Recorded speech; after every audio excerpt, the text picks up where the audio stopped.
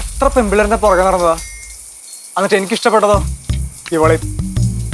ഇവളെക്കാണെങ്കിൽ തന്നെ പുല്ല് വില. ഇനി ശരിക്കും എന്നെ പ്രേമിക്കാൻ കൊള്ളൂലേ? എന്നാലും ഇത്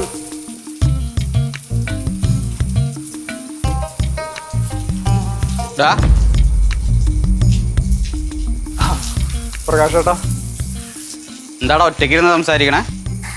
അതൊന്നുമില്ല പ്രകാശ് ചേട്ടാ, ഞാൻ ചുമ്മാ ഇങ്ങനെ വെറുതെ ഇരുന്നപ്പോ. ഇന്നലെ നിന്റെ അമ്മ വന്നേ അഞ്ജുനെ വരട്ടണുണ്ടപ്പ ആദ്യം എനിക്ക് കാര്യം മനസ്സിലായില്ല, പക്ഷെ ഇപ്പൊ കാര്യം മനസ്സിലായി. നീ ആ ത്രിവേണിയുടെ പുറകെയാണല്ലേ?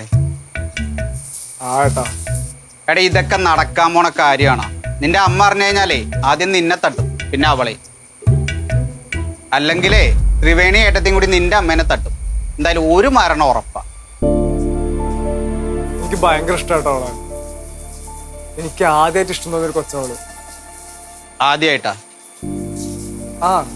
പിന്നെ സ്കൂളിലും കോളേജിലും ഒക്കെ അത് ചുമ്മാ, പക്ഷെ ഇത് സീരിയസ് ആട്ടാ. എനിക്ക് ഭയങ്കര ഇഷ്ടം. ഇവിടെ ആണെങ്കിൽ കൂടെ നിൽക്കും ഒരാളില്ല, ഒരാളെന്നെ പറ്റി നല്ലത് പറയാൻ പോലും ഇല്ല. പിന്നെ ആകെ ഉണ്ടായിരുന്ന പപ്പയാണെങ്കിൽ എന്ത് പറയാനാ? അല്ല നീ ഇങ്ങനെ പുറകെ നടക്കണ ത്രിവേണിക്ക് അറിയോ? അറിയാം. അവളുടെ റെസ്പോൺസ് എന്താ? പുല്ലുവല.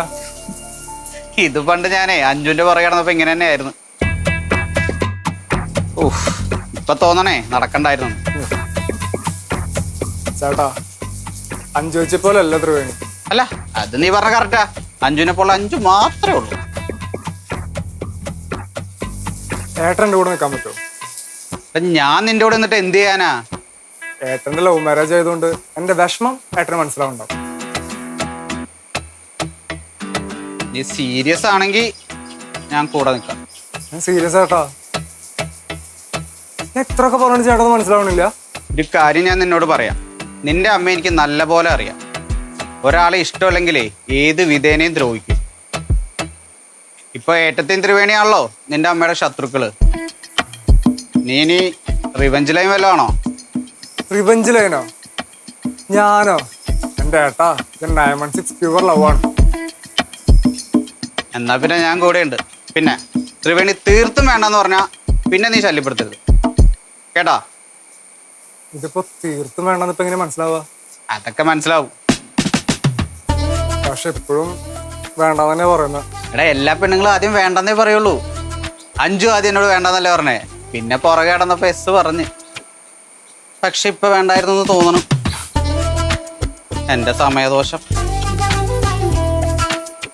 അത് വിട്, നമുക്കിത് ശരിയാക്കാം.